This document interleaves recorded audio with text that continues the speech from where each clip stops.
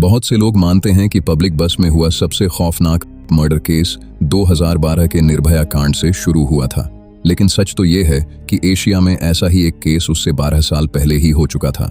बस फर्क इतना था कि उसे कभी वो पहचान नहीं मिली जो निर्भया केस को मिली। 7 अक्टूबर 2000 मलेशिया में 24 साल की नूर सुबह 7:30 पर ऑफिस के लिए निकलती है। सालों तक पढ़ाई करने के बाद आज काम पर उसका पहला दिन था और वो ऑफिस पहुंचने के लिए एक पब्लिक बस एक्सप्रेस कियारा में बैठती है। शुरुआत में तो सब बिल्कुल सही था। नूर खिड़की के बाहर देख रही थी। उसके मन में एक अलग ही उत्साह दौड़ रहा था और आखिरकार वो अपने ड्रीम जॉब की शुरुआत करने जा रही थी। लेकिन उसी सफर के दौरान उसके साथ कुछ ऐसा होता है जिसके बाद जो लड़की ऑफिस में होनी चाहिए थी, उसी की लाश एक कंस्ट्रक्शन साइट पर बेजान पड़ी मिलती है, बिना कपड़ों के, गले में हिजाब लिपटा हुआ और कपड़े बगल में बिखरे हुए। दोपहर के वक्त जब वो लाश एक राहगीर को दिखी तो वो एकदम हक्का बक्का रह गया और उसने तुरंत पुलिस को कॉल कर दिया। सूचना मिलते ही पुलिस मौके पर पहुंची। सीन सिक्योर हुआ। फॉरेंसिक टीम ने भी अपनी जांच की और फिर बॉडी को पोस्टमार्टम के लिए भेज दिया गया। इसी बीच पुलिस ने कुछ आई विटनेसेस से पूछताछ भी किया। लोगों ने बताया कि उन्होंने नूर को एक बस में जाते देखा था जिसका नंबर WE 4256 था। उस वक्त वो लगातार खिड़की पीट रही थी और मदद की गुहार लगाई जा रही थी, लेकिन बस की रफ्तार इतनी तेज थी कि कोई उसकी मदद नहीं कर सका। विटनेसेस की बात सुनकर ये तो साफ था कि नूर का यूं बेजान पड़ा मिलना, वो भी बिना कपड़ों के, किसी आम मर्डर की तरफ इशारा नहीं कर रहा था। लेकिन जब पोस्टमार्टम रिपोर्ट्स सामने आईं तो उसमें एक एक करके ऐसे डिटेल्स निकल कर आए जिन्होंने पूरे मलेशिया को हिलाकर रख दिया।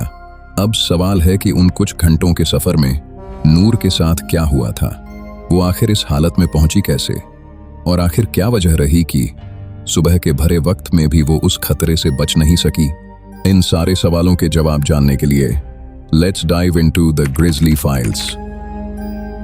कहानी की शुरुआत होती है नूर सजीली मोख्तार से, जो मलेशिया के परलिस राज्य में अपने माँ बाप सहित 3 भाइयों के साथ रहती थी।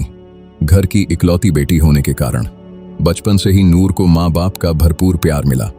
वे लोग हमेशा उसके सपनों के साथ खड़े रहे और हर कदम पर उसका हौसला बढ़ाते रहे।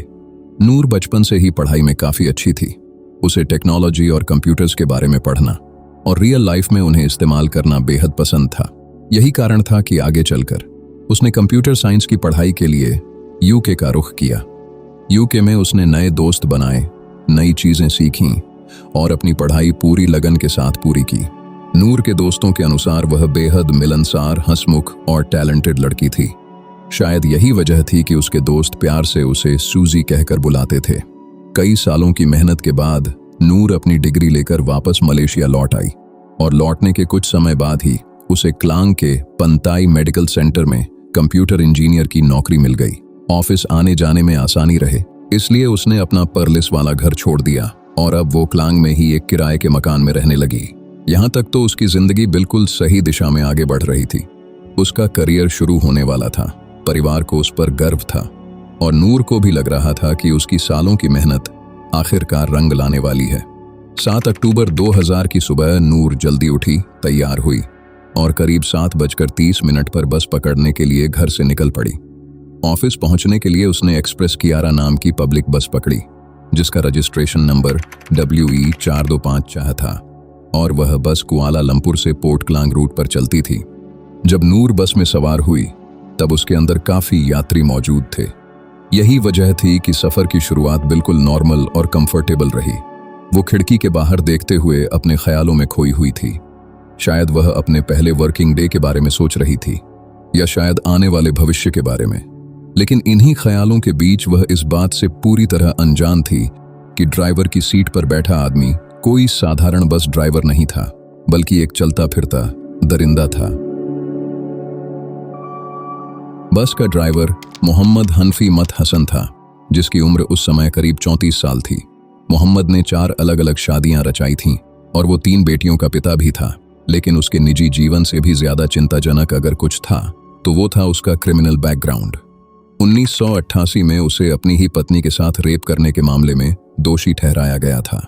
इसके बाद 1994 में उसका नाम एक फाइनेंशियल फ्रॉड जैसे मामले में सामने आया और फिर 2 साल बाद 1996 में एक ऐसी लूटपाट के केस में उसे सजा हुई जिसमें विक्टिम को चोट भी पहुंची थी।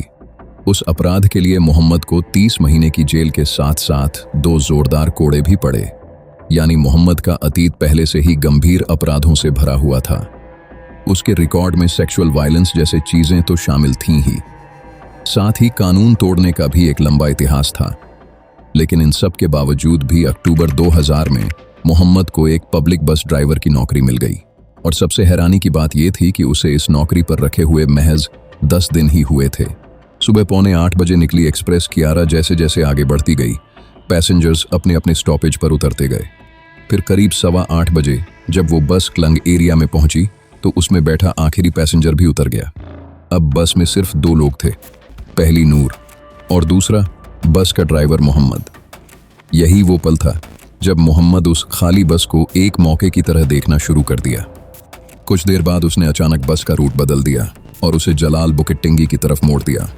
इस वक्त एक्सप्रेस कियारा एक ऐसी दिशा में जा रही होती है जो न ही पोर्ट क्लांग का सीधा रास्ता था और न ही नूर के ऑफिस जाने वाला सीधा रूट।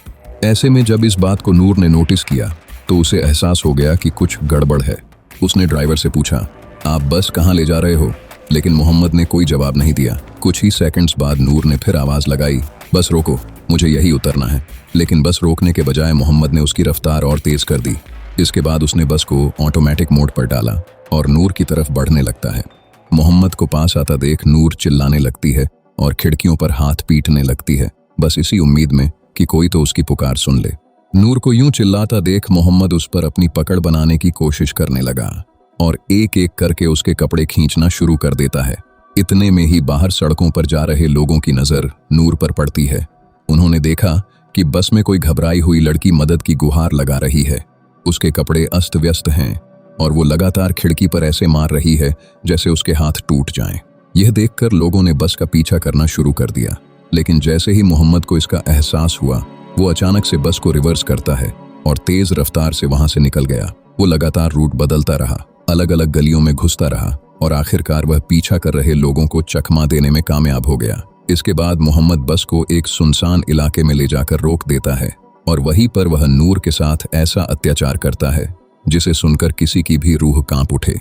सबसे पहले मोहम्मद जोर जबरदस्ती करते हुए नूर के कपड़े फाड़ देता है, फिर बेहद बेरहमी से उसका करने लगा। लेकिन तभी नूर संघर्ष करते हुए उसको पीछे धकेलने की कोशिश करती है, जिसके बाद वो गुस्से से आग बबूला हो जाता है और उसी गुस्से की आग में वो नूर के साथ एनल असॉल्ट करने लगता है। इन सब के बीच नूर चीखती रही, चिल्लाती रही और संघर्ष करती रही, लेकिन न तो मोहम्मद रुका और न ही कोई नूर की मदद के लिए आया। ऐसे ही करते हुए मोहम्मद ने नूर को करीब 44 घाव दिए और अंत में जब उसे लगा कि नूर को जिंदा छोड़ने से उसकी असलियत दुनिया को पता चल जाएगी, तो उसने नूर का हिजाब उतारकर उसके में लपेट दिया। फिर उसने उसे इतनी ताकत से खींचा कि नूर की गर्दन की हड्डी ही टूट गई और कुछ ही पलों में नूर ने वहीं दम तोड़ दिया। नूर की मौत के बाद मोहम्मद ने उसकी लाश बस से बाहर निकाली और उसे एक कंस्ट्रक्शन साइट के पास फेंक दिया। इसके बाद उसने नूर का हैंडबैग और उसके ऑफिशियल डॉक्यूमेंट्स भी छिपा दिए और फिर बस टर्मिनल पर ऐसे लौट आया जैसे कुछ हुआ ही ना हो। इतना सब करने के बाद मोहम्मद को लगा कि शायद वो बच निकलेगा, लेकिन जिन लोगों ने नूर को बस के अंदर संघर्ष करते हुए देखा था, उन्होंने पुलिस को पूरी जानकारी दे दी। उन्होंने बस का रजिस्ट्रेशन नंबर बताया, ड्राइवर की सस्पिशियस एक्टिविटीज के बारे में बताया और साथ ही ये भी बताया कि किस तरह उसने पीछा किए जाने पर बस को तेज रफ्तार में भगा दिया था। इन बयानों के आधार पर पुलिस ने तुरंत इन्वेस्टिगेशन शुरू कर दी। फिर 10 अक्टूबर को पुलिस मोहम्मद को पोर्ट क्लांग बस टर्मिनल से गिरफ्तार कर लेती है और उससे जमकर पूछताछ करती है। शुरुआती पूछताछ में तो मोहम्मद ने अपने आप को निर्दोष दिखाने की कोशिश की, लेकिन पूछताछ के दौरान ही उसने पुलिस को एक ऐसे ड्रेन तक पहुंचाया जहां से नूर का हैंडबैग और उसके डॉक्यूमेंट्स बरामद हुए। यहां तक तो पुलिस का शक पूरी तरह मोहम्मद पर टिक चुका था, लेकिन उसके खिलाफ एक बड़ा सबूत अब भी आना बाकी था।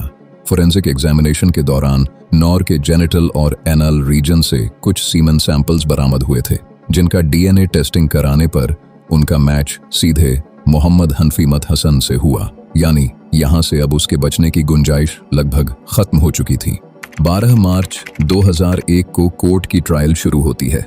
कोर्ट में पेश किए जाने पर मोहम्मद ने अपने बचाव में एक अलग ही कहानी सुनाई। उसका दावा था कि नूर रास्ते में ही सही सलामत बस से उतर चुकी थी और उसका इस मामले से कोई लेना देना नहीं था। फिर कोर्ट ने उससे पूछा कि अगर वो बेगुनाह था तो विटनेसेस को देखकर वो बस रिवर्स करके भागा क्यों? इस पर मोहम्मद ने जवाब दिया कि कुछ लोग स्टिक्स और रॉड्स लेकर उसका पीछा कर रहे थे, इसलिए वह डर कर वहां से निकल गया था। लेकिन मोहम्मद के इस कहानी को सपोर्ट करने के लिए उसके पास कोई सबूत नहीं थे। इस ट्रायल में कुल मिलाकर 62 सुनवाइयां हुई, जिनमें करीब 55 से भी ज्यादा विटनेसेस ने अपने बयान दर्ज कराए। फिर अंत में जब कोर्ट ने आई विटनेस के बयानों को परखा, डीएनए फाइंडिंग्स पर गौर किया और पोस्टमार्टम रिपोर्ट्स पर विस्तार से अध्ययन किया, तो कोर्ट ने मोहम्मद को न सिर्फ दोषी पाया बल्कि उसके पेश किए गए सारे थ्योरीज को भी खारिज कर दिया गया। 26 अप्रैल 2002 को आखिरकार कोर्ट ने अपना फाइनल वर्डिक्ट सुनाया, जिसमें मोहम्मद को रेप एंड मर्डर के जुर्म में 20 साल की जेल, फांसी और 12 कोड़े मारने की सजा सुनाई गई। लेकिन मोहम्मद ने यहाँ भी हार नहीं मानी।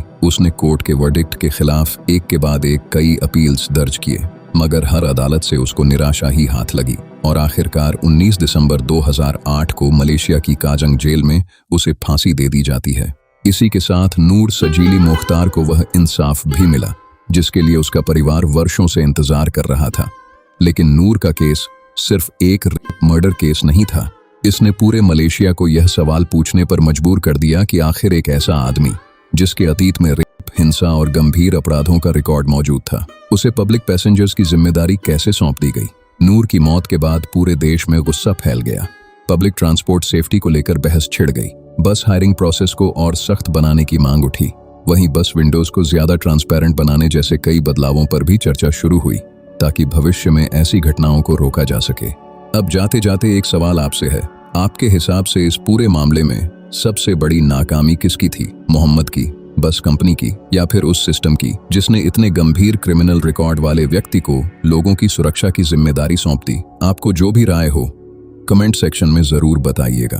और अगर आपको हमारी स्टोरी टेलिंग अच्छी लगी हो तो आप हमारे चैनल पर मौजूद चाइना का फेंगपिंग केस भी जरूर देखें, जिसमें हमने दिखाया है कि कैसे एक पढ़ी लिखी नर्स इस कदर मजबूर हो गई कि उसने एक डॉक्टर को 2368 टुकड़ों में काट डाला। हम फिर मिलेंगे किसी और ट्रू क्राइम स्टोरी के साथ। तब तक के लिए keep watching the grizzly files.